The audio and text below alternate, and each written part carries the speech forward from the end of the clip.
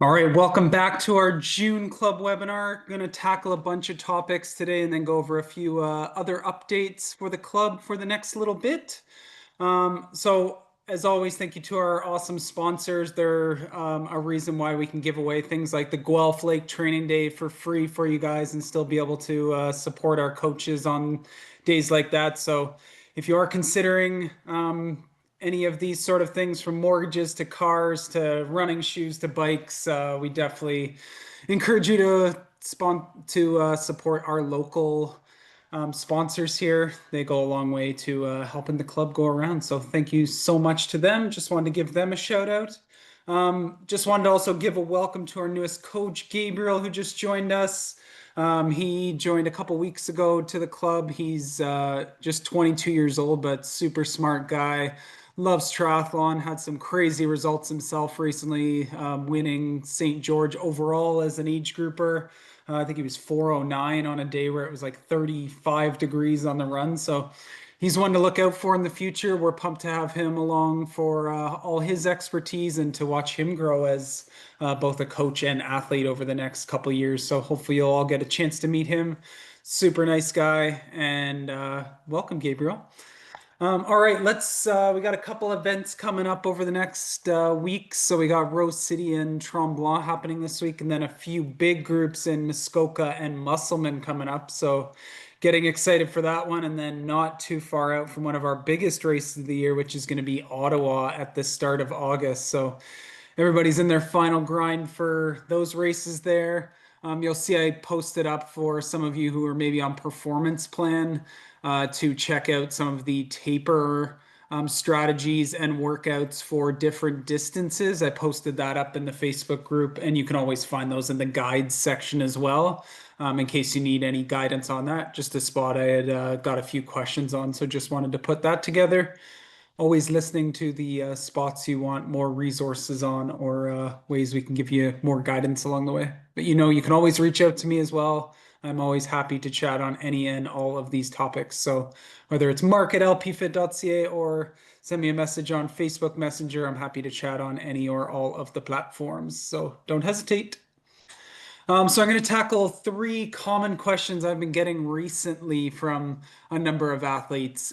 So first one, a few people have asked me this recently or just gone out and tried to hammer in hot conditions. But first topic today is how should you adjust training during the heat of summer? So we're coming in finally, it seems like, to some warmer days recently. It's been a bit of a rough year weather-wise, but especially as you're adapting to the heat, and also just even if you are adapted on those extreme temperature days, one of the best things to do is go a little bit more off of RPE and heart rate versus pace or watts if we're talking about running or biking.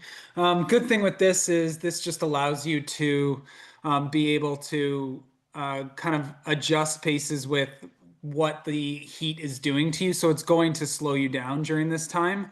And some of the paces will come back with that adaptation, but sometimes if it's 35 degrees out there, you just got to realize that sometimes your body is going to overheat and you just can't push as hard. So versus putting yourself in a dangerous situation, just go off pace and RPE and know when the cooler temps come that you'll be able to run some of those faster paces, push those bigger watts, or if you're racing in some of those conditions, then you're getting a bit of a realization of what your actual pace would be on that day. So lots of mid-season Ironman races like in Ottawa where people are going to be out there in probably 30 plus degrees and you might not be able to run your A plus paces or push your A plus watts. So just got to respect that and don't put yourself in dangerous situations by holding yourself to these A plus paces on hot days.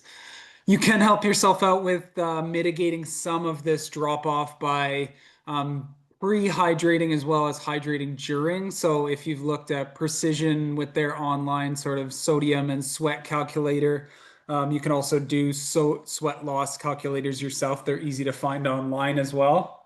You can see how much sweat you're losing during that time and trying to replace a good portion of it. Each hour is super important.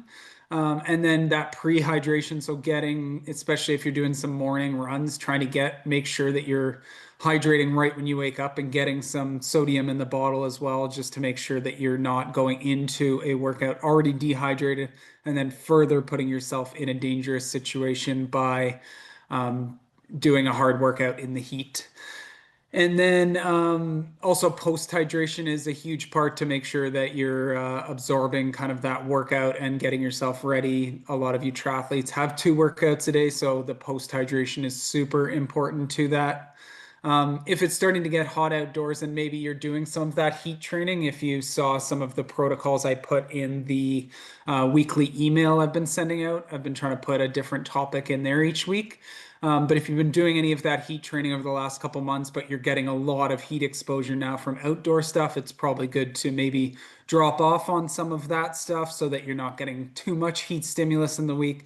And then you're just going to find you're super tired and not able to hit any of the workouts. And then it's just this vicious cycle of fatigue that is tough to claw out of. So maybe drop some of that additional heat training. Obviously, a key one is cool clothing, getting out early in the day as much as possible, especially for those key sessions. If it's some of those ones where maybe it's a midday brick run off of a run that's going to be very applicable to what you're seeing in some of your races, then it might be good to run a little bit in the heat of the day. Or if you have an easier aerobic run or easier aerobic ride, getting out in the heat and just adjusting your pace and going off of RPE is a great chance to get some of that heat exposure that is going to help you start to bridge the gap and be able to adapt to some of that heat and be able to push a little closer to that limit when you get into the heat. So lots of benefits to this heat training as well for fitness, but you definitely got to be careful with it, ease into some of the pieces, and don't overdo it, because I've done it before and it takes 2 or 3 days to recover if you push it too hard on some of this stuff. So that's just some pieces around the how to adjust training as you're going into the heat of summer here. Second one I've been getting a lot of questions on is, should I, on a hilly course, ride with less bottles so I can save weight on the bike? So if you look at any of the pros these days, almost all of them have like multiple bottles on their bike, because one of the biggest breakthroughs in their performance recently has been their ability to both take on hydration, sodium, and carbohydrate, and they've been able to do that by having accessible bottles to them. So please just carry the darn bottles. The speed savings are pretty negligible unless you're going like straight up a mountain. For most of the races we're doing in triathlon, it's worth adding what might be like a minute to your time, versus if you get dehydrated. So we know with a lot of the sodium or carbs when we're doing races, if we get a little bit behind on that, you can maybe crush some salt quickly or crush a gel and you'll start to feel better pretty quickly. But if we get dehydrated in these races and we start to lose 1 to 2% of sort of that body mass that we have and get super dehydrated, it can be super dangerous, but also massive decreases in performance. So a lot of times a 1 to 2% of these losses can mean like 5 to 10% or more in performance. So if you get dehydrated on your run, and say you were targeting 5-minute pace on your sort of half Ironman run, and suddenly you have to walk for 3K because you're dehydrated, you just lost 5 minutes on each of those kilometers. That would have been 15 minutes. Just carry the bottles and stay hydrated. And also the cool thing about this day and age, what we're learning more and more, is if you place your bottles in the right spots, they can actually make you more aerodynamic. So a lot of times the between the arms bottles help fill some of that gap so that we're getting streamline across there. So you've seen a lot of the pros, some will have double stacked bottles or back-to-back bottles. But the between the arms spot is a great one. And then if you want to tuck other bottles, another good one is behind the saddle, because then again, the airflow is going over your body, out the back behind the bike. Ideally, if you have the option, trying to stay away from the frame bottles if you can. If you don't have that option, it's still better to ride with the bottles on your frame, to make sure you can get enough hydration in to make sure that you don't get into that dangerous situation or decrease your performance. Some other benefits of carrying some of that extra fluid is you can skip some of those aid stations. So if you had maybe gone with one less bottle, but suddenly you have to slow down and get yourself in dicey situations at aid stations where you have to swerve and people are going over the place, or you have to stop because you missed a bottle and you really desperately need that bottle, you could give away all that weight savings. So, making sure that you take these bottles can allow you to skip some of the aid stations. It allows you to make sure that you're using familiar products that you've trained with so that you don't have to go to on-course nutrition if you don't have to. And then also when you're putting some of those bottles in before, you know typically that what types of bottles will fit well in your cages versus if you grab some of those water bottles on course. I'm sure you've seen them before, and they're like the hourglass sort of shape, and they just rattle around in your bottle cage and then fly out anyways. Then it's not ideal if you're just losing those bottles anyways. So it's going to happen in something like an Ironman where you just can't carry enough bottles. But for most people, like Olympic distance is easy. Even 70.3, a lot of people can carry all the fluid they need for that unless they're a really heavy sweater. So just carry the bottles is the short of this because the dehydration risk is much greater than the little bit of weight savings that you will get. All right. And then the third topic I had for today is how much should I swim open water during tri season? I know a lot of people love to be like, okay, I'm done with having to go to the pool. I'm just going to swim open water all the time. So I think there's a few things like getting open water time is great, but I think it is very athlete dependent. And the more you start to get comfortable in open water, I feel like the less you probably need to do that because swim is such a technical sport that I think you need to get that initial buy-in. So newer athletes, we definitely recommend trying to get a fair amount of frequency in there in the first bit so that they can get over any of that scary pieces around what's it like breathing in open water when there's waves, going around turns, starting around other people, drafting, things like that. What does the wetsuit feel like when it's a little bit restricting? Things like that just go a long way to making you feel comfortable in there. Also, not being able to see anything like you can see the bottom of the pool. So, when you get over some of that initial part and then you can remain calm in races and can get to your rhythm, then it's more just touching up on those open water skills every now and then. But really, the pool is so important because we can work a lot on drills and technical pieces in there. We can get a lot of more changes of speed. So we find often when people go to open water, they just go in there and they just swim steady one pace the whole time. And like, well, that can be good to a point in terms of building up some of your distance and comfort in the open water over that time.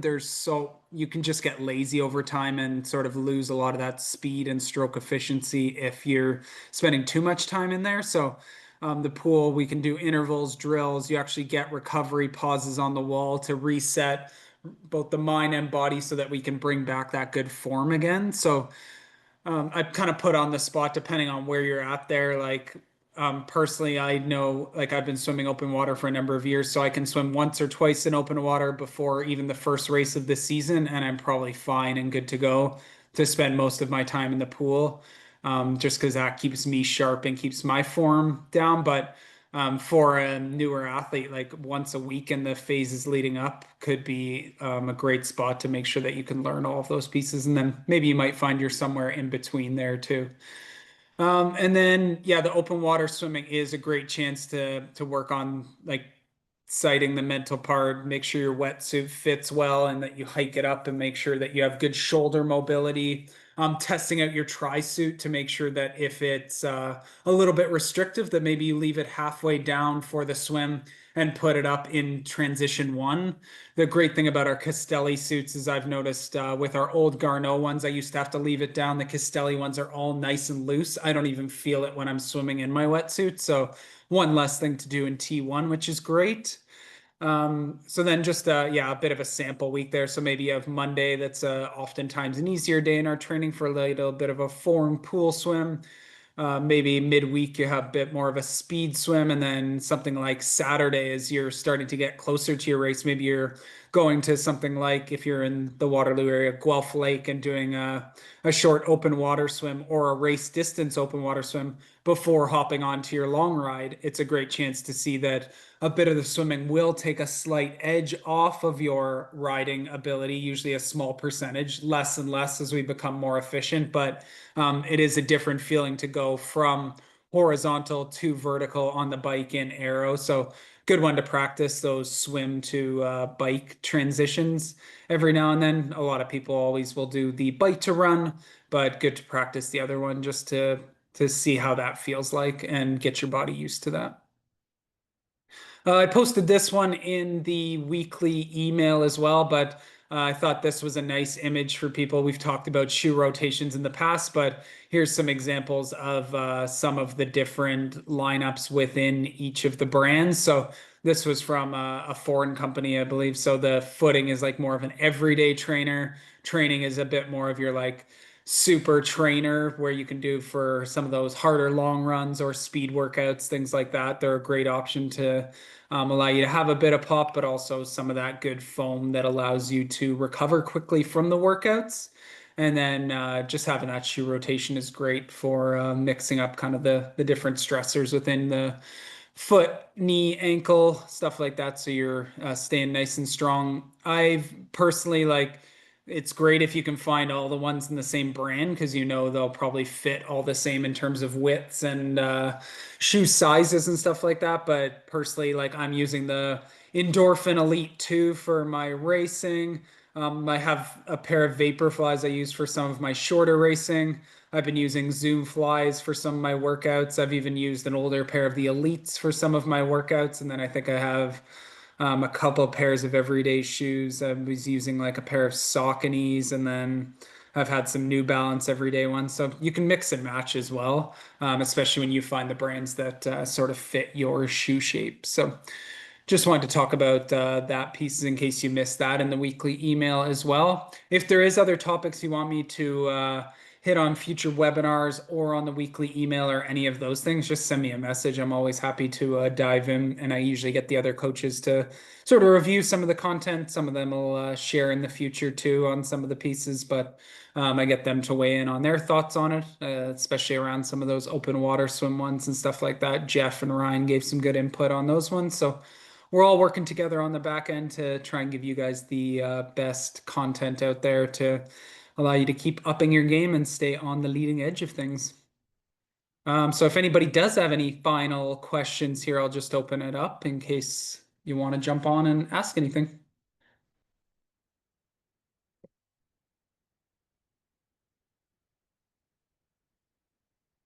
And if not, we will end it there. Cool. That was a quick one tonight. Just hammering a few couple topics, but if you need to review them, I'll just throw the recording up, and we will see you next month for a more in-depth quarterly webinar coming up. So thanks everyone for coming out, and we will see you at the next one.